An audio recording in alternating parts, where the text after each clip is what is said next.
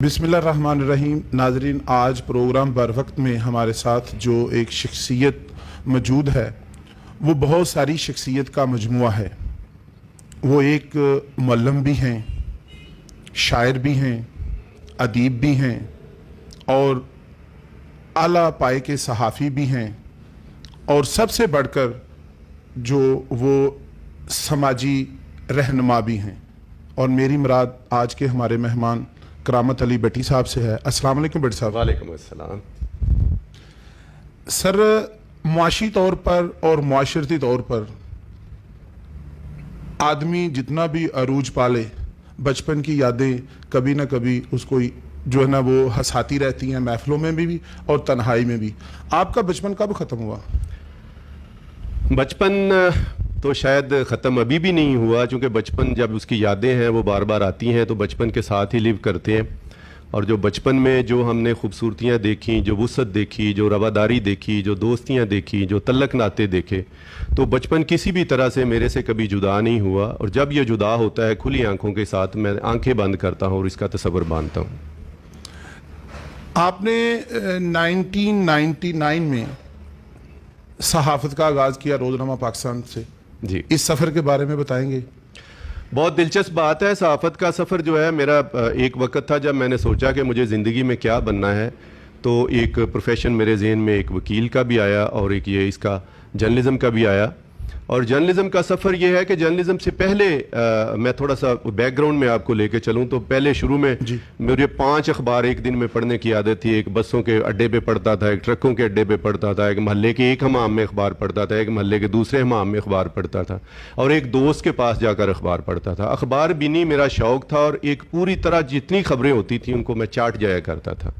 तो यहाँ से मुझे नहीं पता कब फिर मेरे दिल में ये जर्नलिज़म का, जितने भी ये लिखने वाले थे बड़े बड़े लिखारी, मैं इनसे मिला कभी नहीं था, लेकिन ये मेरे ख्यालात में आबाद थे, एक जहान आबाद था जिसके पास ही ये लोग थे। और जर्नलिज़म में मेरा बाकायदा आगाज़ ऐसे ही हुआ। किसी दिन एक इधर मुरीदके में ही एक रहमानपुरा महल्ला जहाँ मैं रहता हूँ, वहाँ एक पेट्रोल पंप है, कर्मा वाला फिलिंग स्टेशन, सब जानते होंगे। वहाँ पे हम बैठा करते तो एक दिन ऐसे ही किसी दोस्त का पैगाम आया कि करामत को कहना कि वो मुझे मिले। लाहौर के एक दोस्त थे, वो मुरीदके से ही गए हैं, जाहिद रफ़ीक उनका नाम है। तो उनके इस आवाज़ पे मैं वहाँ पे चला गया और वहाँ पे जाके उन्होंने बताया जी कि आपके लिए एक मौका है बहुत अच्छा, तो आप सहाफ़त का आगाज़ करना चाहते हैं तो हमने रोज़नामा आज़ाद शुरू किया है, उसमें आपको मैं मुलाज़मत दिला दूँगा। मैं बड़ा खुश हुआ, चूँकि उससे पहले मैं बड़ी बार कोशिश कर चुका था कि जर्नलिज़म में मेरे दाखिले का कोई रास्ता बने। और बड़ी कुछ दोस्तों से भी कहता होता था, किसी का पता चलता उसका दोस्त वाकिफ़ है जर्नलिज़म में, तो मैं कोशिश करता कि मैं उसके पास पहुँचूँ और उसे कहूँ कि मुझे, और मैं ये भी कहता था कि यार मुझे सैलरी का नहीं है, किसी तरह से आप मुझे मौका दे दें, कैरियर शुरू हो जाए मेरा। और फिर एक वक्त आया कि जब मैं वहाँ पे उनके कहने पे वहाँ पे गया तो उन्होंने कहा कि ठीक है जी आप आ जाएं। और उन्होंने मेरा थोड़ा सा टेस्ट लिया और अल्लाह का शुक्र है कि कुछ थोड़ा बहुत मुझे नौ हो थी, चूँकि मैं अखबार बड़ी बारीक भी नहीं से सारी पढ़ता था, जनरल नॉलेज ठीक था मेरा, और कुछ चीज़ों के बारे में मेरे कॉन्सेप्ट भी क्लियर थे। तो उन्होंने पहले दिन ही मुझे जॉब पे बिठा लिया। सर, मुझे जो पता चला था, मैं अगर गलत नहीं हूँ तो 1999 में आपने रोज़नामा पाकिस्तान सब एडिटर के तौर पे शुरू किया, तो ये उससे पहले का सफ़र आप बता रहे हैं? जी, आपने बिल्कुल सही कहा, ये उससे पहले का, और बड़ा 15 दिन तक ये सफ़र रहा है, बहुत थोड़ा सफ़र था। उसके बाद एक दिन ये हुआ कि हमारे एक दोस्त हैं, वो आजकल रोज़नामा जंग में कालम लिखते हैं, बड़े मोहतरम है मेरे लिए, अफजाल रेहान साहब। उनके साथ पहले जो वो इंटरव्यू किया करते थे हफ्तरोज़ा ज़िंदगी के लिए, तो मुझे उनके साथ एक समझ लें असिस्टेंट के तौर पर काम करने का मौका मिला। मैं उनके साथ जाता था और उनके इंटरव्यूज़ जो हैं उनको ट्रांसक्राइब किया करता था। जिन दिनों मैं लाहौर आज़ाद में गया तो फिर मैंने अफजाल रेहान साहब को कहा कि सर मैं अब आ गया हूँ यहाँ पे, तो आप किसी और अखबार में, किसी अच्छे अखबार में अगर मेरे लिए मौका हो तो आप मुझे उसमें मौका दिलाइएगा।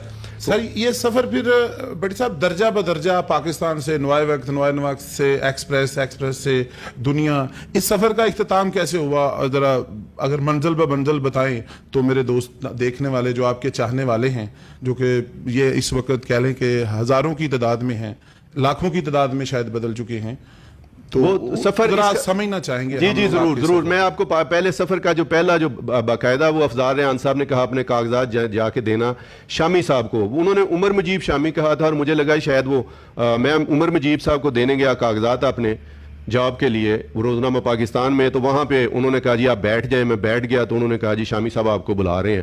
تو میں اندر گیا تو مجیب الرحمان شامی ان کے والد گرامی بیٹھے ہوئے. تو میں تھوڑا گھبرا گیا کہ بھی یہ میں تو مجھے کوئی بات ہی نہیں آتی تھی. میں نے وہاں پہ جا کے انہوں نے کہا ہاں جی آپ کس لیے ہیں؟ میں نے کہا جی ملازمت کے لیے آیا ہوں. خیر میں نے جیسے بھی دل بڑا کیا ان کا سامنا کیا. پہلے تو پڑھتے تھے, پہلی میری ان سے باقاعدہ ملاقات تھی. تو کہنے لگے کہ آپ نے کیا کیا؟ میں نے کہا میں اس وقت گریجویشن تھی میری, میں نے کہا گریجویشن کی ہوئی ہے. تو انہوں نے کہا کہ آپ کا تجربہ ہے؟ میں نے کہا نہیں کوئی نہیں ہے. تو انہوں نے کہا کہ افزار ریحان نے کہا ہوگا کہ میں آپ کی سفارش کر دوں گا اور آپ کو وہاں پہ نوکری مل جائے گی, تو اس لیے اب آپ آئے ہیں. تھوڑا خفگی سے انہوں نے کہا. مجھے یہ بات بڑی بری لگی. میں نے کہا کہ شامی صاحب میں یہاں پہ میرٹ پہ جاب لینے آیا ہوں, آپ میرا ٹیسٹ لیں, اگر میں ٹیسٹ کلیئر کر گیا تو میں جاب کر لوں گا, ورنہ میں جو کر رہا ہوں وہی کروں گا, اور سفارش پہ میرا یقین نہیں ہے, صرف ایک ریفرنس ہے افضال صاحب نے.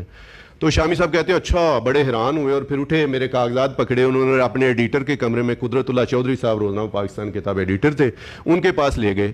قدرت اللہ چودھری صاحب مجھے کرسی پہ انہوں نے بٹھایا, اور قدرت اللہ چودھری صاحب کسی دوست کے ساتھ بیٹھے بات کر رہے تھے کہ نہیں جو سرخی نئی جماتا ہے, اچھی جماتا ہے, اس کی تو ہم بڑی قدر کرتے ہیں. تو مجھے یہ لگا کہ اس کا مطلب ہے ہیڈنگ جو ہے خبر کی جمانا, یہ مجھے کو تھوڑی ڈیفرنٹ کرنی پڑے گی. اسی دوران انہوں نے دا نیوز اخبار تھا ان کے ہاتھوں میں, انہوں نے کہا کہ اس خبر کو ٹرانسلیٹ کر لیں اور اس کے اوپر سرخی جما دیں. تو دا نیوز کی سٹوری تھی, ان دنوں میں شدید سردیوں کے دن تھے اور دھند بہت پڑ رہی تھی. تو دھند کی خبر تھی وہ, میں نے اس خبر کو ٹرانسلیٹ کیا انگریزی سے اردو میں, اور ٹرانسلیٹ کرنے کے بعد میں نے سوچا کہ میں کیا خبر, روز کر خبر لگاتے تھے آج بھی دھند پھیل گئی, دھند پڑ گئی, دھند پڑ گئی, دھند سے ہاتھ سے. تو میں نے ایک تھوڑا سا اپنے فہم کے مطابق اس وقت میں نے جو میرا بالکل آغاز تھا, تو میں نے کہا پنجاب میں ایک بار پھر دھند کا دھواں پھیل گیا. تو اس طرح کر کے میں وہ سرخی لگا کے ان کو, مجھے یاد ہے آج بھی, وہ دی انہوں نے. تو قدرت اللہ چودھری صاحب نے کہا کہ ٹھیک ہے آپ وہاں پہ کتنی تنخواہ لیتے ہیں؟ تو میں نے کہا جی اس وقت بڑا زور لگا کے میں نے کہا جی 4000 روپیہ. تو انہوں نے کہا کھیپ ماری, انہوں نے تنخواہ دینی ہے, وہ تو کچھ بھی نہیں دیتے ہوتے. تو میں نے کہا, میں ہنس کے کہا, میں نے کہا سر وہ وعدہ تو کرتے ہیں نا. تو یہ ایک وہ ایسا پوائنٹ تھا کہ جس نے چودھری صاحب بھی ہنس پڑے. تو کہتے ہیں ٹھیک ہے بیٹھیں اور کام شروع کر دیں. تو میرے تو ایک طرح سے ہاتھ پاؤں ہی پھول گئے, میں ایکسپیکٹ نہیں کر رہا تھا کہ اس طرح یہ ہوگا. اور اس طرح سے میں نے روزنامہ پاکستان میں پھر آگے بھی, اس میں ایک بڑی دلچسپ بات ہے کہ جن کے پاس انہوں نے بٹھایا, اسرار غنی اسد صاحب تھے, مجھے ان کے نام کا نہیں پتا تھا. تو پہلے دن جب کسی جاب پہ بندہ جاتا ہے, جس طرح بڑا مؤدب سا اور بڑا سب مسف سا اور تھوڑا سا بیٹھتا ہے, کہ میں بھی چپ کر کے بیٹھا ہوا تھا. تو انہوں نے, ان کو فون آیا تو انہوں نے کہا کون بول رہا ہے؟ اگلے والے نے پوچھا ہوگا, انہوں نے کہا میں اسرار غنی اسد ہوں. تو اسرار غنی اسد جب میں نے سنا تو میرے ذہن میں ایک جھماکہ سا ہوا, میرے ذہن میں ایک یادوں کا آ گیا. اس میں اسرار غنی اسد صاحب نے فون نیچے رکھا, تو میں نے ان کو کہا کہ سر آپ اسرار غنی اسد صاحب ہیں؟ انہوں نے کہا ہاں. تو میں نے کہا آپ نے پچھلا کالم یہ لکھا تھا, واصف علی واصف صاحب پہ لکھا تھا, اور اس نے آپ نے ان کو پاکستان کا خلیل جبران قرار دیا تھا. تو اس سے پچھلا کالم آپ کا یہ تھا, اس سے پچھلا تھا, وہ دنگ رہ گئے. اور یہ سمجھ لیں کہ یہ وہ پہلا ہی دن میرا بڑا جو ہے وہ شاندار ہو گیا. انہوں نے کہا کہ بس ٹھیک ہے, اب میں آپ کو بتاؤں گا. آپ نے دوستیاں اور قربتیں جو ہے وہ بڑی تیزی سے بڑھنے لگیں. اس میں بھی ایک اور, میں اب اس کو کھولوں تو آپ کو دلچسپ لگے گا کہ وہاں پہ ایک اور صاحب تھے. 2 دن بعد انہوں نے ایک صاحب ساتھ بیٹھے ہوتے تھے, مجھے یاد نہیں آ رہا تھا کہ میں نے ان کو کہیں دیکھا ہے, تو لیکن مجھے یاد نہیں آ رہا تھا یہ کون ہے. خیر انہوں نے اسرار غنی اسد صاحب نے دوسرے دن ہی کہہ دیا ان صاحب کو کہ آپ اپنی سرخیاں جو ہیں وہ یہ کرامت بھٹی صاحب کو دکھایا کریں گے, جو بھی خبر آپ بنائیں گے ان کو دکھانا. اچھا وہ مجھے دکھا رہے ہیں, مجھے یاد نہیں آ رہا. اچانک مجھے یاد آیا کہ 7 سال پہلے کسی دوست کی وساطت سے ان بھائی صاحب سے میں ملا تھا. یہ کسی ایوننگر میں شام کے اخبار میں کام کرتے تھے, اور میں نے کہا تھا آپ کی بڑی مہربانی ہے, مجھے کسی اخبار میں آپ مفت میں جو ہے نا وہ جاب دلا دیں. تو ان کی سرخیاں میں دیکھ رہا تھا دوسرے دن ہی. تو یہ اللہ تعالیٰ کا کیسے ہی یہ اتنا, یعنی کہ مفت میں اخبار میں چلے جانا, یا مطلب اتنا پیشنس, یہ مطلب شعبہ صحافت سے اس قدر لگاؤ تھا آپ کو. میں نا آپ کو بتا نہیں سکتا کہ یہ کتنا. اور مجھے گھر میں جب چلا تھا گھر سے, تو میں باقی بھی یہ نہیں ہے کہ میں ان دنوں بے روزگار تھا, اور 10 سال میں جاب ڈھونڈتا رہا ہوں. لوگوں کا خیال یہ تھا کہ یہ شاید جان بوجھ کے, لوگ تو بہت ملنے والے ہیں, تو جان بوجھ کے یہ جاب نہیں کرتا. اور مجھے یہ پتا تھا کہ میں اگر آپ کو بتاؤں تو آپ حیران ہوں گے, یہ سروس انڈسٹریز میں جاب کے لیے, ایمکو ٹائلز میں جاب کے لیے میں جاتا رہا. میں نے یہاں پہ مرید کے, آج میں آپ کے وساطت سے یہ بتانا چاہوں گا کہ مرید کے میں ٹھیکیدار, جو انہوں نے چنگیوں کا ٹھیکہ ہوتا تھا تب, تو میں ٹھیکیدار کے بندے کے طور پر, وہ جو سرکاری ملازمین بیٹھتے تھے اور جو ان کا دھیان رکھتے ہیں, 2 دن میں وہاں بھی بیٹھا. تو اس طرح کی ایک صورتحال تھی. لیکن ایک جو اندر کا ایک ہوتا ہے نا, جب آپ کو موقع ملتا ہے تو آپ کا جو اصل پیشن ہوتا ہے, جو کتابیں میں پڑھا کرتا تھا, شاعری کیا کرتا تھا, اس طرح کی چیزیں تھیں. تو اللہ تعالیٰ نے جب موقع دیا تو اللہ تعالیٰ نے راستے بھی کشادہ کر دیا. سر یہ مختلف اخبارات میں جو آپ نے وقت گزارا ہے, یہ سلسلہ ٹوٹا کیسے؟ یہ اس میں اصل میں یہ تھا کہ جن دنوں میں جرنلزم کر رہا تھا 15 سال مین سٹریم جرنلزم کی آپ جانتے ہیں. میرا آزاد سے سفر شروع ہوا, پھر پاکستان میں گیا, نوائے وقت میں گیا, اور نوائے وقت کے بعد پھر میں اس میں تھوڑی دیر کے لیے جناح میں گیا, پھر ایکسپریس میں گیا, پھر ایکسپریس سے پھر میں آ گیا پاکستان میں دوبارہ واپس آیا رپورٹر کے طور پر, اور پاکستان سے پھر پاکستان ٹوڈے میں آیا, اور پاکستان ٹوڈے سے ایکسپریس ٹریبیون میں گیا, اور ایکسپریس ٹریبیون سے پھر دنیا میں گیا. یہ سارا میرا سفر جو ہے اس میں یہ سارے سفر کو اس میں آپ نے پوچھا کہ اس میں بریک کیسے آیا. اس میں بریک والی کہانی بھی دلچسپ ہے. میں اپنے والد گرامی جوہر پریس کلب کا میں ممبر ہوں, تو وہاں سے مجھے ایک پلاٹ ملا ہوا ہے 10 مرلے کا جرنلسٹ کالونی میں. تو میں اپنے والد گرامی سے گزارش کیا کرتا تھا کہ ابو جی میں لاہور روز آتا ہوں تو مجھے بڑی دقت ہوتی ہے, موٹر سائیکل پہ آتا ہوں اور جاتا ہوں, تو آپ اگر مہربانی کر دیں تو آپ میرے ساتھ چلیں تو ہم لاہور شفٹ ہو جائیں گے, مجھے آسانی ہو جائے گی. ویسے بھی 15 سال جس جگہ آپ گزارتے ہیں وہاں پہ آپ کے ملنے والے دوست, آپ کا پورا ایک سرکل بن جاتا ہے. تو جب میں وہاں پہ گیا تو وہاں پہ والد صاحب سے کہتا, وہ مانتے نہیں تھے, سفارشیں بھی ڈلواتا بڑے بھائی سے, رشتہ داروں سے, امی جی سے, لیکن وہ کہتے کہ نہیں بیٹا آپ چلے جائیں, میں نے نہیں جانا. اور ایک دن ایسا آیا, ایک انفیتھفل ڈے جس کو کہیں, میرے لیے بڑا وہ میں کبھی اس دن کو کبھی بھول نہیں سکوں گا, کہ میں دنیا میں کام کر رہا تھا اور مجھے یہ آیا کہ آپ کے والد گرامی جو ہیں ان کی طبیعت بالکل, ان کا ہارٹ اٹیک ہوا ہے تو واپس آ جائیں. تو ابھی مینار پاکستان تھا تو مجھے وہ بہرحال میں واپس آیا, وہ اللہ تعالیٰ کو پیارے ہو گئے. اس کے بعد میرے اندر جو ہے نا وہ مجھے یہ لگا کہ لاہور جانے کی جو میری ایک شدت سی خواہش میں, وہ ایسے کہ جیسے وہ ختم ہو گئی ہے وہ چیز. اور پھر اس کے بعد میں جا نہیں سکا, اور جب جا نہیں سکا تو مجھے لگا پھر مجھے کچھ اور کرنا چاہیے. تو کیا کرنا چاہیے, تو پھر میں جو باقی آپ کے سامنے ہے جو کام ہے پھر میں اس پہ آتا ہوں. بڑی دل خراش بات, یہ دنیا سے بچھڑنا یہ کہہ لیں کہ ایک قدرت کا سب سے بڑی حقیقت ہے. اسی دوران بڑی صاحب آپ نے پنجابی میں شاعری کی, حالانکہ اردو بھی آپ کی عروج پر تھی اور عروج پر ہے. آج بھی ہم سمجھتے ہیں کہ شاید ہمارے جاننے والوں میں یا ہم سے کئی ہزاروں اور جاننے والوں میں اتنی اچھی اردو نہیں ملتی. تو پنجابی شاعری میں جو آپ نے ایک بک ترتیب دی 16 تے تریل, اس کا پیش خیمہ کیا اس کے پیچھے کیا عکاسی اس میں کرنا چاہتے تھے؟ اچھا ساجد بھائی, اس میں بڑی دلچسپ بات ہے کہ میں نے کبھی یہ نہیں سوچا تھا کہ میں کبھی شاعر بھی ہوں گا اور شاعری اور میری کوئی کتاب بھی ہوگی. میں کوئی پلان نہیں کیا اس کے لیے, مجھے کچھ اس کا پتہ نہیں. ہاں مجھے یہ یاد ہے کہ جب میں 6ٹھی کلاس میں تھا اور گرمیوں کی چھٹیاں ہوئی تھیں, گجرانوالہ میں پڑھتا تھا اور گورنمنٹ عطا محمد ہائی اسکول نمبر 2 میں, اور چھٹیوں کی میں جب گرمیوں کی ہوئی تو میں اپنے گاؤں میں آیا. تو وہاں پہ میں لیٹے ہوئے نا ایسے ہی مجھے لگا کہ مجھے شاعری کرنی چاہیے, تو میں آپ کو سناؤں گا بچپن کی, آپ کو دلچسپ لگیں گی. تو میں نے اس وقت ہے نا لیٹے ایک برگد کا درخت تھا اس کے نیچے لیٹے ہوئے, گرمیوں میں تھے ایسے ہی. تو ایک میں نے دیکھا کہ ایک چھوٹا سا پلا جو ہے وہ آیا ہے, کتے کا بچہ جو ہے چھوٹا سا, اور آیا اور وہ گرمی کا مارا ہوا بیچارہ لیٹا اور تھوڑی دیر میں سو گیا. تو میں نے وہاں پہ ایسے ہی جوڑ سے ملا دیے کہ یہ کتا ہے جو ستا ہے, یہ نسا ہے جو تھکا ہے. تو یہ میری شاعری کا آغاز تھا. پھر اس کے بعد نا ایک اور شعر میں نے, وہ بھی مجھے یاد ہے ابھی, وہ دوسرا جو اس پہ کہا کہ دکھ دیتا ہے ہندو ہنستا ہے انگریز, تبسم کا دل جلتا ہے دیکھ کر یہ اندھیر. تو میں تب کرامت علی تبسم تھا, اگرچہ ابا جان اللہ ان کو کرامت کرے اس بات پہ ہنستے ہوتے تھے کہ تم تبسم کہاں سے ہو گئے, ہنستے تو تم ہے نہیں, تو ہر وقت غصے میں بھرے تمہاری ناک پہ دھرا. پنجابی شاعری کرنے میں صرف مادری زبان کا ہونا ہی آپ کے لیے تھا, یعنی کہ آپ کا مقصد تھا کہ میری مادری زبان پنجابی اس لیے پنجابی میں شاعری کروں, اور خاص طور پر وہ شاعری پڑھتے ہوئے اس میں آپ کو معاشرے کا درد ملتا ہے؟ اصل میں ساجد بھائی بنیادی بات یہ ہے کہ میرے جو انسان 2 کام کرتے ہوئے ہمیشہ اپنی اصل زبان اس کو پتہ چلتا ہے کہ اس کی زبان کیا ہے. کہنے والے یہ کہتے ہیں, ایک جب وہ کسی کو برا بلا کہہ رہا ہو, صاف لفظوں میں گالیاں نکال رہا ہوں, اور دوسرا جب وہ پیسے گن رہا ہو. تو جب آپ کے یہ میری شاعری مزاحمتی شاعری ہے, اور مزاحمتی شاعری یعنی میں نے کچھ چیزوں کو برا بلا کہنا تھا, میں نے کچھ چیزوں کی شاید مذمت کرنی تھی, میرے اندر آبلے پڑے ہوئے تھے, اور یہ مجھے نہیں پتا کہ کب ایک دن ایسا آیا, مجھے سینکڑوں ہزاروں اشعار یاد تھے. اور اس کی بھی ایک دلچسپ داستان ہے. ایک محلے کا دکاندار میں نے دوست بنایا ہوا تھا, اور ان کی دکان پہ جا کے رتی آتی تھی, اخبار خواتین آتا تھا, اور میں وہاں پہ جا کے شعر پڑھتا تھا اور یاد کر لیتا تھا. بعد میں مجھے یہ پتا چلا, جب میں نے ریفرنس کے لیے شعر کوٹ کرنے شروع ہوئے تو مجھے پتا چلے وہ تو سارے غلط ہیں. لوگوں نے اپنی ضرورت کے مطابق, اپنی سہولت کے مطابق ان میں ترمیم کی ہوئی تھی, اور میں ان کو یاد کرتا گیا, اور میرا ہزاروں اشعار یاد کرنے کا ذخیرہ. ناظرین, بڑی دلچسپ گفتگو چل رہی ہے اور کرامت علی بٹی صاحب ہمارے ساتھ موجود ہیں. ہم ایک چھوٹے سے وقفے کے بعد یہیں سے سلسلہ شروع کرتے ہیں. بہت دلچسپ چل رہی ہے بات. مرکز الرقیہ الشریعہ سینٹر مرید کے خبردار شعبدہ بازوں، نجومیوں اور جادوگروں سے ہوشیار، اپنا علاج قرآن و حدیث کی روشنی میں کروائیں، اپنا ایمان، مال، وقت اور عزت بچائیں۔ ہمارے ادارے میں جن، جادو، نظر، حسد، سحر و آسیب اور اس کے علاوہ تمام لا علاج بیماریوں اور مسائل کا حل بذریعہ شرع دم کیا جاتا ہے۔ الرقیہ الشریعہ سینٹر مدینہ منورہ سے تربیت یافتہ روحانی معالج حافظ جاوید اقبال 0300 8885 182، مرکز الرقیہ الشریعہ سینٹر، گلی نمبر 1، مکان نمبر 2، عقب جنازگاہ حدوں کے مرید کے۔ ہر ماہ کے پہلے 2 اتوار کو صبح 10:30 بجے اجتماعی دم کا سیشن ہوگا جو کہ فی سبیل اللہ کیا جاتا ہے۔ ناظرین، ہم پروگرام کا سلسلہ وہیں سے جوڑتے ہیں اور سیدھا کرامت علی بٹی صاحب سے ایک اور سوال کرتے ہیں۔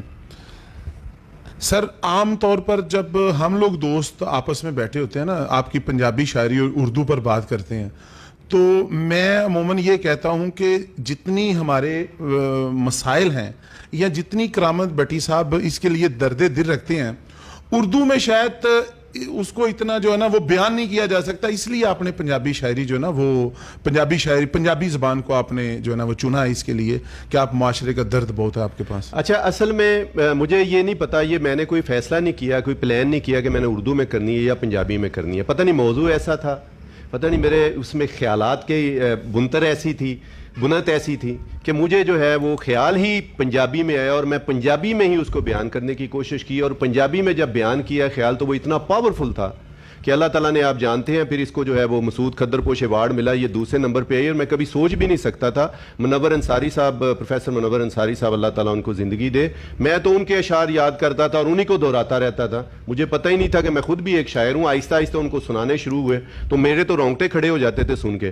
بہرحال ایک وقت آیا، کتاب چھاپی، منور صاحب نے ہی مشورہ دیا کہ آپ اس کو مسعود کھدرپوش والوں کو، یہ بڑی پاورفل شاعری آپ بھیجیں تو انشاءاللہ تعالیٰ وہاں پہ آپ کو ایکنالجمنٹ ضرور ہوگی۔ اس کے بعد سر آپ نے سیاسی، صحافتی اور شو بزنس اور سماجی شعبے سے تعلق رکھنے والے مختلف شخصیات کا انٹرویو پر مبنی بھی ایک بک چھاپی، کیسے کیسے چہرے۔ جی، یہ کیسا ایکسپیرینس رہا آپ کو؟ بہت اچھا ایکسپیرینس، اس لیے میں کہوں گا، ایک تو میں خوش قسمت ہوں کہ اس کتاب کا نام ڈاکٹر دنیا ادب کے نامور ستارے، بلکہ روشن ترین ستارے، ڈاکٹر وزیر آغا نے اس کا نام رکھا۔ بڑی محبت کرتے تھے اس طالب علم کے ساتھ اور بڑا پیار، اور کچھ دن گزر جاتے تو وہ فون کرتے کہ بیٹی صاحب بڑے دن ہو گئے ملاقات نہیں ہوئی، تو میں ان سے ملنے کے لیے چلا جاتا۔ ڈاکٹر صاحب نے میری اس کتاب کا نام سوچا، اور جہاں تک انٹرویوز کی بات ہے، انٹرویوز جن دنوں ایک شخصیت پیج تھا ایکسپریس میں، اور اس کے لیے جب میری ڈیوٹی یہ لگائی گئی کہ میں نے انٹرویوز کرنے ہیں، تو صحیح بات تو یہ ہے کہ میں جو کسی سے ڈکٹیشن لینے والا نا، مجھے سب سے جو ناپسندیدہ کام ہے کہ کوئی مجھے یہ کہے کہ اس کا انٹرویو کرو، تو میں نے پہلے دن ہی میں ان کے لیے بھی دعا کرتا ہوں، ان سے میں نے بڑا کچھ سیکھا ہے، اور میرے استاد ہیں محمد عامر خاکوانی، آج کل روزنامہ 92 میں نامور کالم نگار ہیں اور بہت اچھی شخصیت ہے۔ عامر خاکوانی صاحب نے کبھی میرے کام میں وہ نہیں آئے، اور انہوں نے پوری طرح سے مجھے موقع دیا کہ تم اپنی مرضی، آزاد مرضی سے اپنے کس کا انٹرویو کرنا ہے اس کا انتخاب کرو اور پھر اس کے مطابق کرو۔ تو میں نے یہ سوچا کہ جو لوگ بڑے لوگ ہیں وہی نہیں ہوتے صرف جن کا نام ٹی وی پہ آتا ہے یا جو اخبار ہمیں بتاتے ہیں یا جو اشتہاروں میں جن کا نام چھپتا ہے، یہ تصویریں چھپتی ہیں، ایک عام آدمی بھی بڑا ہو سکتا ہے۔ یہ جذبہ معاشرے سے محبت کا جذبہ ہے کہ عام آدمی بھی آپ کی نظر میں بڑا ہے، آپ کو معاشرتی طور پر بڑی محبت دیکھی جاتی ہے آپ کی شخصیت میں۔ اچھا، مجھے یہ نہیں پتا، مجھے صرف یہ ہے کہ میں جو ایک مظلوم آدمی ہوتا ہے، جو غریب آدمی ہے، جو دبا ہوا ہے، جو پسماندہ ہے، جو لاچار ہے، یہ کوئی اللہ تعالیٰ کی اس میں ایسی چیز ہے کہ میں خدا واسطے اس کا اتحادی ہوتا ہوں خود ہی میرے دل میں۔ میں یہ نہیں کہتا، یہ میرے اللہ کی مہربانی ہے۔ ایسے ہی ہوا کہ میں نے یہ معاشرے کے جو کچلے ہوئے لوگ تھے، جو روندے ہوئے لوگ تھے، اور جن کو لوگ سمجھتے ہیں کہ بھئی اس کا بھی انٹرویو ہو سکتا ہے بھلا، تو ان کے انٹرویو کیے۔ وہ اپنی ذات میں بہت بڑی شخصیت تھے۔ وہ جب کہنے والے کہتے ہیں کہ جب زمین پہ خوبصورتی کم پڑ جائے تو آسمان پہ نگاہ کر لیا کرو، تو جب میں نے دیکھا کہ بڑے آدمی بڑے لوگوں میں کم ہیں تو میں نے ان لوگوں کی طرف توجہ کی، اور میرا دل خوش ہو گیا ان لوگوں کو مل کے کہ اتنے بڑے بڑے لوگ ہماری سوسائٹی میں ہیرو جیسے۔ بیٹا صاحب، والد کے جانے کے بعد ظاہر ہے آپ نے لاہور کو چھوڑ دیا، وہاں کی صحافت کو، حالانکہ صحافت سے تو آج کے دن سے آپ وابستہ ہیں، اور ماشاءاللہ لوکل مرید کے میں آپ کے پیج کے تقریباً میں دیکھ رہا تھا پچھلے دنوں کے 50,000 سے یا تقریباً 50,000 جو ہے نا وہ ویورز ہو چکے ہیں۔ تو جو سلسلہ آپ نے پھر روزگار کے لیے جوڑا، ایک آپ نے پرائیویٹ نجی ادارہ بنایا، وہ ایکسپیرینس کیسا چل رہا ہے؟ مطلب یہ کہہ لیں کہ جو گھر کا چولہا ہے وہیں سے چل رہا ہے؟ جی بالکل ایسا ہے جی. وہ میں نے اپنے اس کے لیے کیا اور اس میں جو ہے وہ یقینی طور پہ چونکہ جرنلزم جو ہے جرنلزم سے تو میں ایسے نہیں کر سکتا تھا کہ اور میں سوچتا بھی نہیں ایسے. ظاہر ہے لاہور میں تھے, وہاں پہ کام کرتے تھے, وہاں پہ 8 گھنٹے دیتے تھے اور 8 گھنٹوں کی عوض وہ ہمیں اچھی خاصی وہ دے دیتے تھے. تو جب مریدکے میں آئے اور جو ایکٹیو جرنلزم ہے مین سٹریم, وہاں سے جب پیچھے ہٹے تو پھر یہاں پہ آ کے میں نے سوچا کہ پھر اب اس کے لیے وہ کہتے ہیں روٹی تو کسی طور کما کھائے مچھندر. تو پھر مشورے شروع ہوئے کہ چاولوں کا کام کریں, چاولوں کا کاروبار کریں. اور پیچھے یہ سوچا کہ جی کوئی کسی نے کہا کہ اسکول کا کام کر لیں, اسکول میں آپ کر سکتے ہیں, آپ میں درد ہے تو آپ اس کو یہ کر لیں, اور آپ میں ایک ڈسپلن بھی ہے, تنظیم بھی ہے, تو آپ اس طرح کر لیں. بس بڑی ساری چیزیں تھیں. اور جیسا کہ مجھے اس میں کوئی آر نہیں ہے کہ میرے پاس اس طرح کا کوئی سرمایہ نہیں تھا, میں یہ کہوں کہ مجھے جس سے میں کوئی کام شروع کر سکتا. بہرحال یہ میرے اللہ نے میرے لیے راستہ کھولا اور میرے دوست ملتے گئے, انہوں نے مہربانی کی دوستوں نے. اور ایک سکول ہے جس سکول کو اب میں دیکھتا ہوں جو میری ذمہ داری ہے اور اس کو ہی دیکھتا ہوں, اور وہی میرے لیے آپ سمجھ لیں کہ جو ہے ایک روزگار کا ذریعہ ہے. اور میرے لیے اللہ تعالیٰ کی مخلوق کی خدمت کرنے کا اور بچوں کو تعلیم دینے کا میں سمجھتا ہوں کہ ایک وسیلہ ہے. اس کے ساتھ ساتھ آپ نے ریسنٹلی, میں پروگرام کے یہ درمیانی حصہ ہے ہمارا, تو اس میں مطلب دوسرا جو آپ نے ریئل اسٹیٹ کا کام شروع کیا, یہ دونوں ہی کام جو ہے نا مطلب یہ کہہ لیں کہ تھوڑا سا انسانیت کا درد دل رکھتے ہوئے آپ بزنس نہیں کر سکتے. میں آپ کو بتاؤں ساجد بھائی, سچی بات تو یہ ہے کہ یہ کام جب میں شروع کرنے لگا تھا تو سید قاسم علی شاہ صاحب ایک بڑا نام ہے, انہوں نے مجھے, بڑے اچھے دوست ہیں, بڑی مہربانی کرتے ہیں, انہوں نے کہا کہ بٹی صاحب یہ کام آپ سے نہیں ہونا, تو آپ یہ کام جو ہے نا اس کے بارے میں نہ سوچیں. اور میرے اسکول ان دنوں بند تھے, آپ کو پتہ ہے 7-8 مہینے اسکول بند رہے ہیں.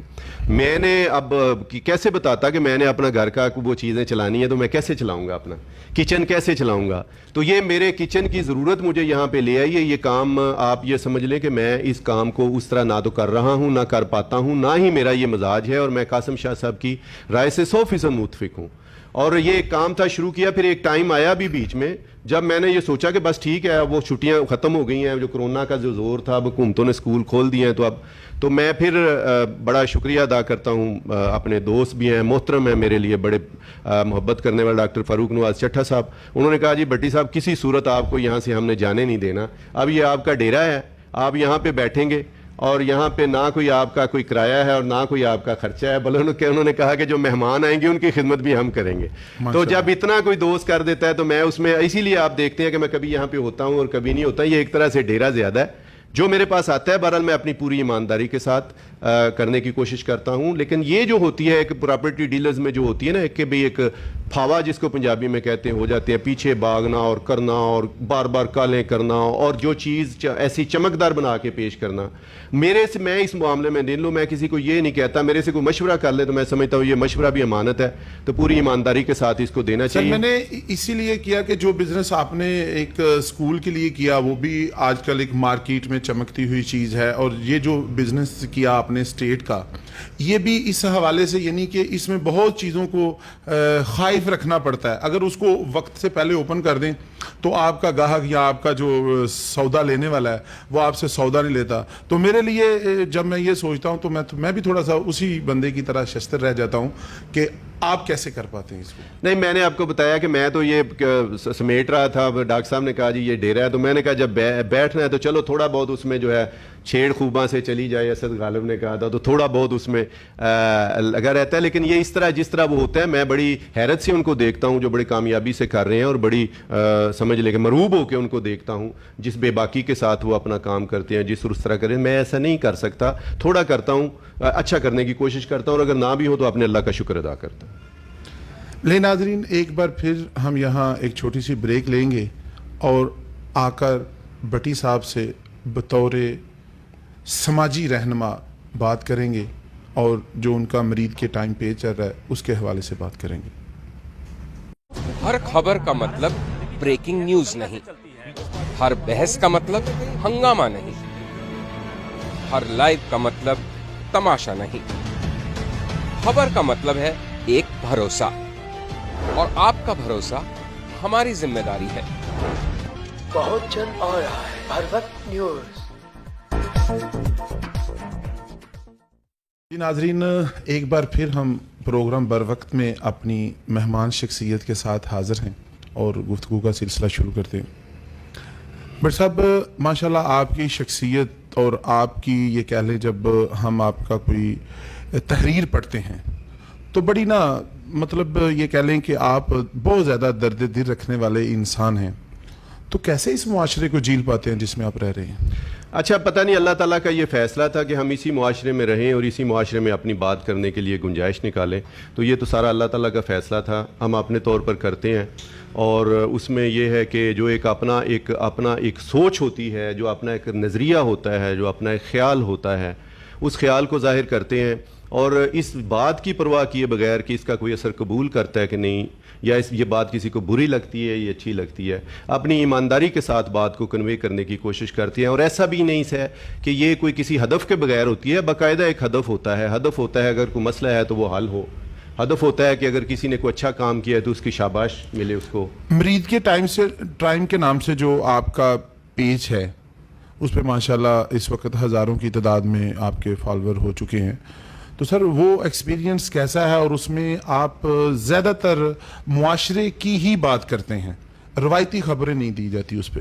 دیکھیں ساجد بھائی, بنیادی طور پر میں ایک تو یہ ہے کہ میں لوکل جرنلزم کو بڑے شوق سے پڑھا. میں تھوڑا پاس منظر بتاؤں گا پھر یہاں پہ لاؤں گا.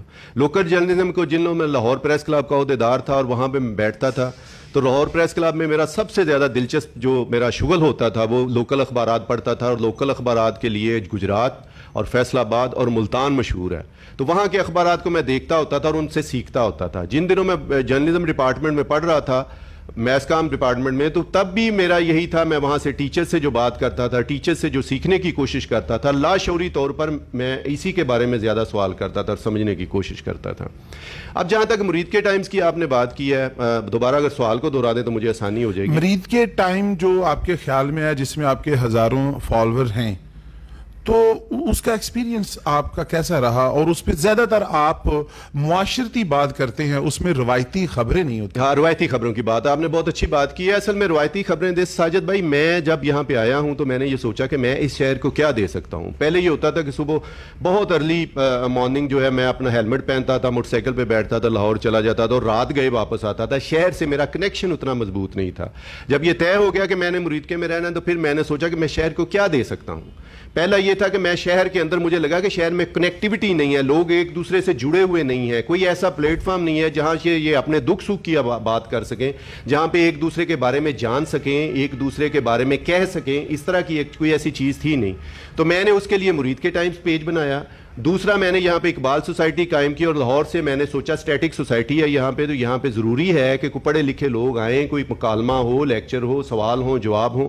تو علامہ اقبال علیہ رحمہ جو ہیں ایک ڈائنامک پرسنالٹی ہیں, تو ان کے نام پہ ایک سوسائٹی بنائی. ایک اور بھی تھا, مجھے لگا کہ مرید کے میں ہمیں جو ہے شادیوں پہ جو جہیز دیا جاتا ہے پورے پاکستان کی طرح, یہاں بھی وہ وسٹ فارم میں موجود ہے.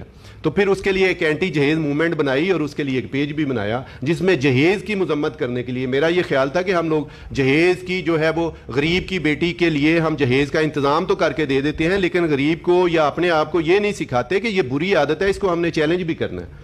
ایک تو یہ بات. اچھا اب میں پھر آتا ہوں واپس مرید کے ٹائمز. مرید کے ٹائمز میں یہ ہوا کہ میرا ہم پہلے سے یہ خیال بنا ہوا تھا کہ دیکھیں ہم پچھلے 70 جب سے پاکستان بنا ہے 70-80 سال 75-76 سال یا جتنے بھی ہو گئے ہیں, اس میں ہم ہمیشہ حادثوں کی خبریں لگاتے ہیں. فلاں جگہ پہ حادثہ ہو گیا, اتنے لوگ فوت ہو گئے, اتنے لوگ زخمی ہو گئے, یا فلاں SHO آ گیا, فلاں ہو گیا, یا فلاں جرم ہو گیا, اس کی قتل ہو گیا جی, یا یہ ہو گیا. ہیپننگز کو ہم لگاتے ہیں, لیکن جو ڈیولپمنٹ جس سے ہو, جس خبر سے, وہ ہم نہیں لگاتے. اپریشیٹڈ خبریں نہیں. جس خبر سے آپ کے شہر میں تعلیم بھی تو موضوع ہے نا, خواتین بھی تو موضوع ہے, اقلیتیں بھی تو موضوع ہیں, مظلوم لوگ بھی تو موضوع ہیں, شہر میں گندگی کے ڈھیر بھی تو ایک موضوع ہیں. تو ان کے بارے میں گہرائی کے ساتھ بات کرنا یہ بڑا زیادہ ضروری تھا تاکہ لوگ اس پہ نہ صرف توجہ دیں. توجہ دینا کوئی کام نہیں اگر اس کے ساتھ کسی ایشو کو آپ فکس کرنے کا باعث نہیں بنتے. تو ہم نے سوچا کہ ہم ڈیولپمنٹ جرنلزم کا رواج دیں گے یہاں پہ. تو کچھ ایریاز ہیں جن کا ہم نے انتخاب کیا, اور جو روایتی چیزیں ہیں وہ دشمنی کی خبریں ہیں, مار داڑ کی خبریں ہیں, حادثات کی خبریں ہیں, اور جو 70-75 سال سے پیچھے سے ہم چھاپ رہے ہیں اور ان سے کوئی فرق نہیں پڑ رہا, سوائے اس کے کہ لوگوں کے ایک جذبے کی تسکین ہو جاتی ہے, تجسس کی, کہ اچھا ہمارے یہ ہوا تھا تو ادھر. لیکن یہ جو خبر, جو جرنلزم تو وہ ہونی چاہیے, میرا یہ خیال ہے کہ جو خبر کے ساتھ ساتھ نیوز بھی ہو اور ویوز بھی ہو. تو جب ان کو آپ بلینڈ کریں گے, اور ایمانداری کے ساتھ اور شائستگی کے ساتھ اس کو پیش کریں گے تو پھر بات ہوگی. تو اس لیے میں نے ان دونوں چیزوں کو ملا کے میں نے شروع کیا, اور پھر میرے ذہن میں یہ تھا کہ مرید کے ہزاروں نوجوان جو ہیں بچے بیچارے باہر ہیں اور ان کی ساری زندگی وہاں پہ گزر گئی ہے, تو میں ان کو مرید کے دکھاؤں کہ آپ کا مرید کے کیسا ہے. تو ان کو مرید کے بارے میں خبریں ملنی چاہیے, مرید کے بارے میں معلومات ملنی چاہیے, ان کے گھر کے قریب کوئی چیز, ان کے ادھر ادھر کوئی چیز, ان کا کوئی پیارا فوت ہو گیا, ان کے شہر میں کوئی اچھا کام ہو گیا, تو یہ چیزیں ان تک پہنچنی سر چاہیے. اسی کے دوران آپ نے ایک اخبار بھی شروع کیا برملا سے, چند جملوں میں وہ ایکسپیرینس آپ کا جو ہے نا وہ بند کیسے کیا؟ جی بہت اچھا آپ نے سوال کیا ہے. برملا میں نے بڑے شوق سے کیا تھا, جس طرح آپ نے اپنے اس چینل کو جو ہے وہ رجسٹرڈ کروایا, تو میں نے بھی اس کو رجسٹرڈ کروایا تھا, اور اس کے بعد کر کے میں نے اس کو شروع کیا تھا. ہفت روزہ وہ اخبار تھا, اور بڑے میرے ذہن میں آئیڈیاز تھے, بڑی چیزیں تھیں, لیکن ساری باتوں کی 100 باتوں کی ایک بات یہ ہے کہ لوگ وکیل سے مشورہ کرنے کے پیسے دیتے ہیں, ڈاکٹر سے مشورہ کرنے کے پیسے دیتے ہیں, لوگ باقی ساری دنیا کے جتنی سروسز لیتے ہیں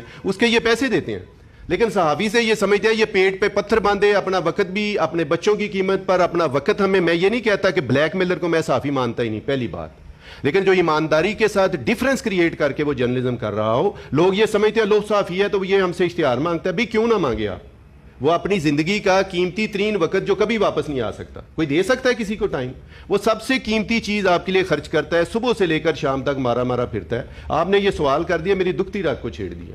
لوگ ہمارے شہر میں سب سے مشہور ہیں صحافی ہمارے بھائی کہ یہ جناب دوسروں سے یہ کرتے ہیں, وہ کرتے ہیں, وہ کرتے ہیں. میں یہ کہتا ہوں اس شہر میں کس صحافی کا پلازا ہے, کس صحافی کے پاس ڈنگ کی گاڑی ہے, کس صحافی نے ڈنگ کے کپڑے پہنے ہوئے ہیں, 200 500 روپے کے وہ چور ہیں آپ کے مجرم ہیں, اور پورا شہر پتھر لے کے ان کے پیچھے پڑا ہوا ہے, اور جو 70 لاکھ روپے کی دیہڑی لگاتے ہیں, جو لوگوں کو لوٹتے ہیں, لوگوں کی جانیں مار کے لوگوں سے قبضہ کرتے ہیں, لوگوں سے جگہ لیتے ہیں, لوگوں کی زمینوں پہ قبضے کرتے ہیں, ان کے بارے میں تو کبھی شہر نے جرت نہیں کی کہ برے یہ لوگ ہیں. تو جو 4 500 کے لے کے سبزی لے لیتا ہے کوئی کہیں سے جا کے, کوئی اپنے بچوں کے لیے آٹے کا توڑا لے کے چلا جاتا ہے گھر میں, یا بچوں کے لیے کوئی کھلونا لے کے چلا جاتا ہے, یہی ہیں صحافی ہمارے شہر کے. دیکھ لیں بیچارے, ان کے حالت زار دیکھ لیں. کبھی نہ ان کے اخبار نے سوچا کہ یار ہم ان سے سروسز لیتے ہیں, مفت سروسز کس بات کی. تو اب میں نے ایک چیز سوچا, میں اس پہ آ رہا ہوں, میں نے یہ سوچا کہ میں ایک اخبار نکالوں گا, اپنے شہر کی خدمت کروں گا, اور اس میں دیکھیں ساجد بھائی یہ ایک اخبار کو لے کے میں چلا ہوں. میری ڈیولپمنٹ جرنلزم میں ڈگری ہے میری, میتھس کام پنجاب یونیورسٹی سے میں نے کی. میں نے 15 سال اردو اور انگریزی صحافت کی, اور میں اچھی بلی تنخواہ وہاں پہ لیتا تھا. وہی سروسز فری آف کاسٹ میں اپنے شہر کو فراہم کرتا ہوں, اور اس کے بعد پھر ٹکے ٹکے کی باتیں بھی سنتے ہیں, پھر اس کے بعد باقی ساری چیزیں بھی کرتے ہیں. کب شہر نے یہ چاہا تھا کہ کوئی اچھی جرنلزم کرے, کب شہر نے کسی کی حوصلہ افزائی کی تھی کہ ان کے لیے کوئی اپنا ٹائم چھوڑے, اس کو پروفیشن کے طور پر اپنائے. تو پروفیشن کے طور پر تو شہر راضی نہیں ہے. میں نے ایک اخبار نکالا, اس اخبار کے دنیا جہان کی خبریں, صبح سے شام, شام سے رات کی خبریں بھی لگائیں, بہترین نکالیں, اور لاکھوں روپے کا خسارہ کر کے اخبار, اس لیے کہ لوگ انتظار ہی کرتے رہے کہ یہ ہمارے پاس آئے اور ہمیں یہ کہے. پولیٹیشینز نے, میں ان کا بڑا شکر گزار ہوں, میرے کئی دوست تھے پولیٹیشین, انہوں نے کہا کہ ہم آپ کو اشتہار دیتے ہیں کہ 1 سال کے اشتہار ایڈوانس میں ہم سے لے لیں. میں نے کہا کہ میں آپ سے اشتہار اس لیے نہیں لوں گا کہ آپ میرے دوست ہیں, میں آپ سے اشتہار لوں گا تو آپ کی توقع میرے سے بڑھے گی. میں نے لکھنا اپنی مرضی سے ہے, کون پاگل ہے جو پھر اس طرح مجھے اشتہار دے گا. تو باقی لوگوں نے, میں نے کسی کی آن ٹویسٹنگ نہیں کی, کسی کے خلاف خبر نہیں لگائی, کسی کو اچھالا نہیں, اور کسی نے بھی نہیں سوچا. صحافی کو جب ہمارا سیاستدان کوموڈیٹ کرتا ہے, ہمارے ادارے کرتے ہیں, تو اٹ مین اس کی قلم کو وہ خریدتے ہیں, قلم کو توڑ دیتے ہیں. اصل میں دیکھیں جرنلسٹ جو ہے نا, بنیادی طور پہ جرنلسٹ کا کام کیا ہے, وہ ایک ہی وقت میں محبوب بھی ہو سکتا ہے اور وہ ایک ہی وقت میں مغضوب بھی ہو سکتا ہے. آپ اس سے لو اور ہیٹ کا ریلیشن ہے. آج آپ نے کسی سیاستدان کی خبر لگائی ہے, بڑا راضی ہے, اور کل کو وہی آپ کے پیچھے بندے لگا دے گا کہ ہاں بھی یہ خبر کیوں لگائی ہے, وہ آپ کے بارے میں ایسی ایسی باتیں کرے گا, آپ حیران رہ جائیں گے. تو یہ ایک لو اینڈ ہیٹ ریلیشن شپ ہے. یہاں پہ اگر کوئی سوچتا ہے کہ میں صحافی, اور جو کرتا ہے وہ گودی جرنلزم اس کو کہتے ہیں, گودی صحافت جس کو کہتے ہیں, کہ میں ایک بندہ ہے اس گھر بیٹھا ہوا ہے, میں اس کے بیان لکھ کے لگا رہا ہوں, یہ خبر ہی نہیں ہے, اس نے کہا ہی نہیں, اس کے فرشتوں کو علم نہیں ہے, اور میں لکھ کے اس کی وہ یہ لگا رہا ہوں. یہ طریقہ ٹھیک نہیں ہے.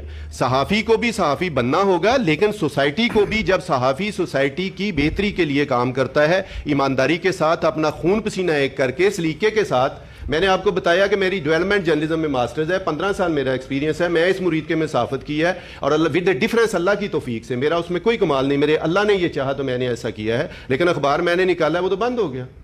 تو مجیب الرحمان شامی کہا کرتے ہوتے تھے کہ اخبار نکالنا آسان کام نہیں ہے, مرزے کی نبوت چل گئی تھی, اس اخبار نہیں چلا تھا. تو یہ ایک ہے اخبار میں. معاشرہ ہمارا بڑی تیزی سے بے صبری کی طرف جا رہا ہے, نفسا نفسی کا عالم بھی چل رہا ہے.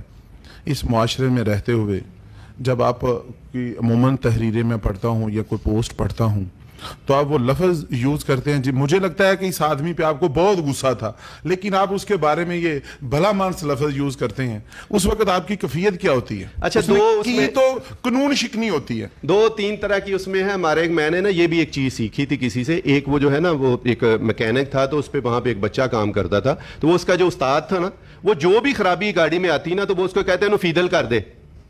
تو فیدل کا مطلب وہ خود بخود ہی سمجھ جاتا. کبھی وہ کسی پانا لانا ہے تو وہ کسنا ہے اس کو تو وہ کس دیتا ہے، کوئی پرزا بدلنا ہے تو پرزا بدل دیتا، وہ اس کو چھوٹے اس کو فیدل کر دے.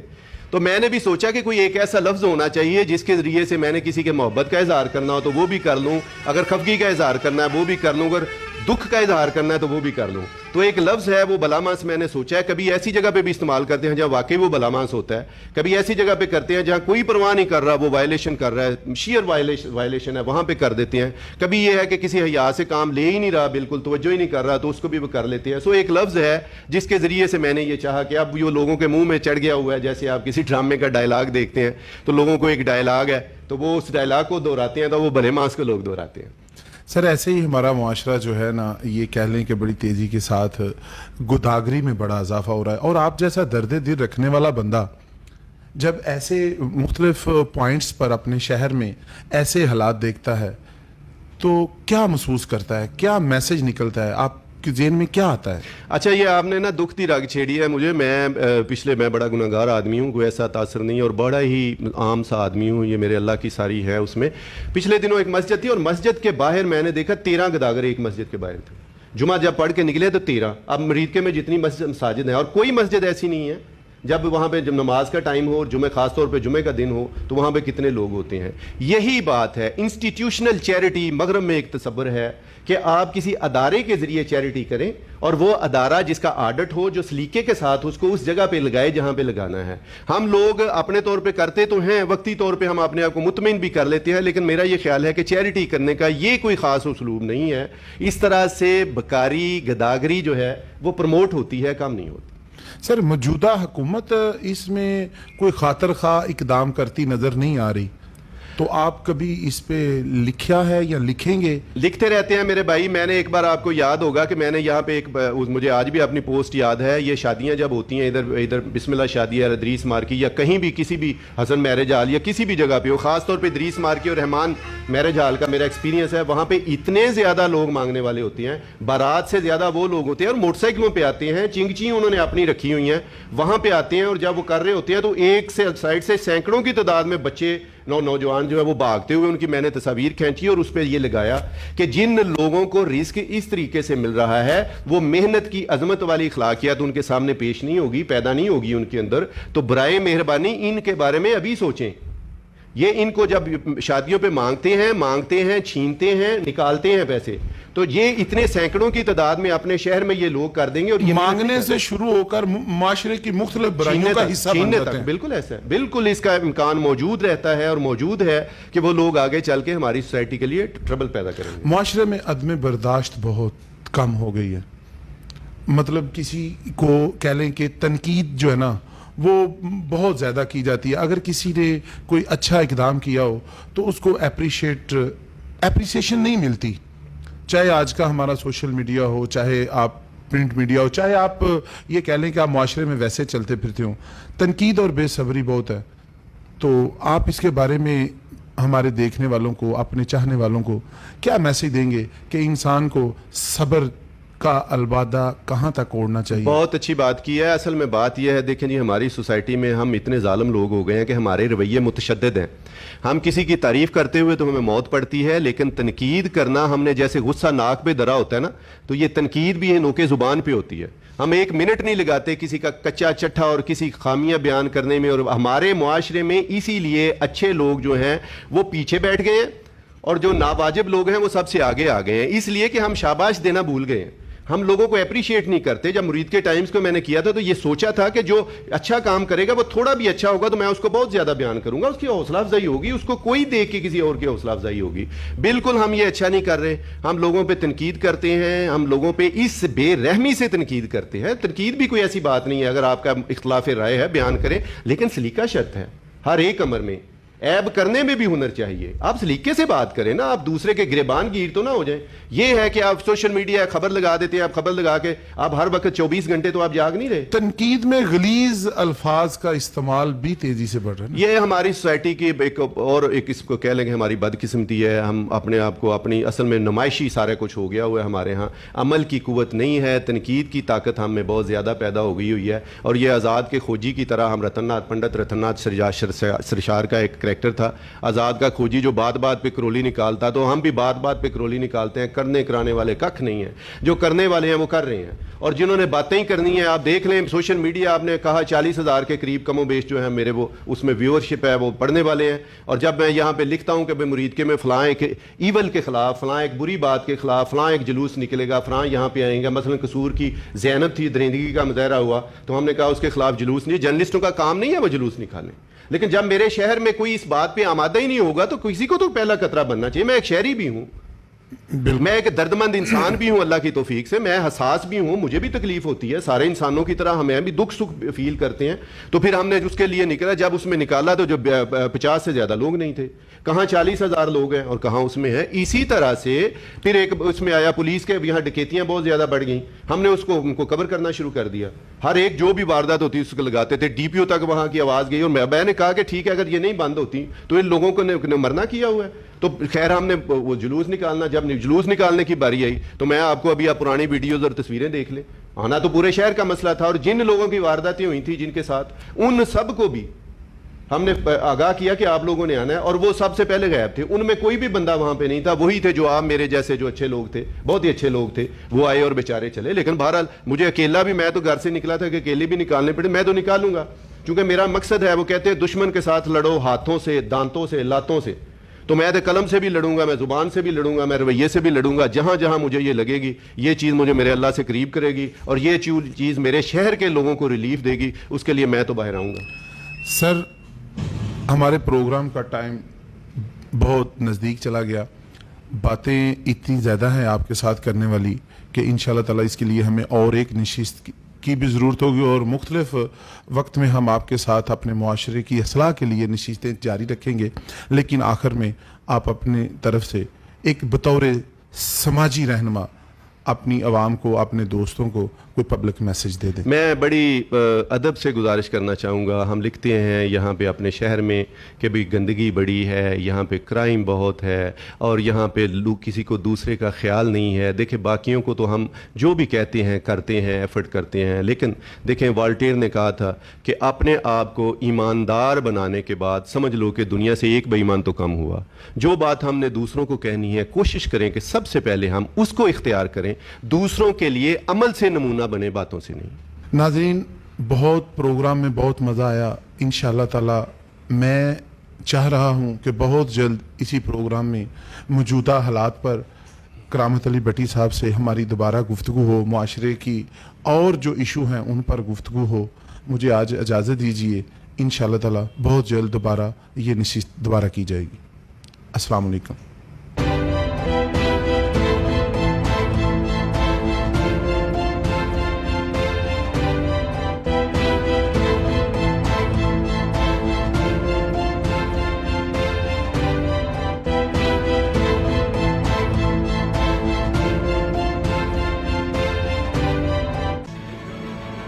हर लाइव का मतलब तमाशा नहीं, खबर का मतलब है एक भरोसा, और आपका भरोसा हमारी जिम्मेदारी है। बहुत जल्द आ रहा है हर वक्त न्यूज़।